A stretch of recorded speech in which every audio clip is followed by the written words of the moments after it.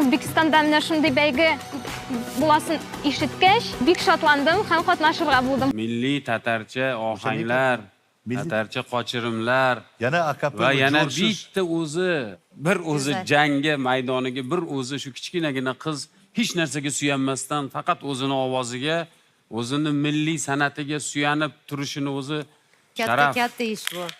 Rahmat. Shamida